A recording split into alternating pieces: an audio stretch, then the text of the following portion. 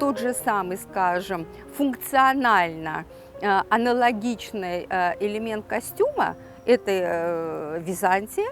это мафорий, то есть белый плат, который женщины накидывали на себе на голову. Кроме мафория византийского, мы знаем, что в Древней Греции, то есть античные времена, женщины точно так же накидывали на себя, и это были белые покрывала, накидывали на себя такие головные большие покрывала, которые свидетельствовали о том, что это не рабыня, потому что именно рабыня, она ходила простоволосой, то есть на голове у нее ничего не было.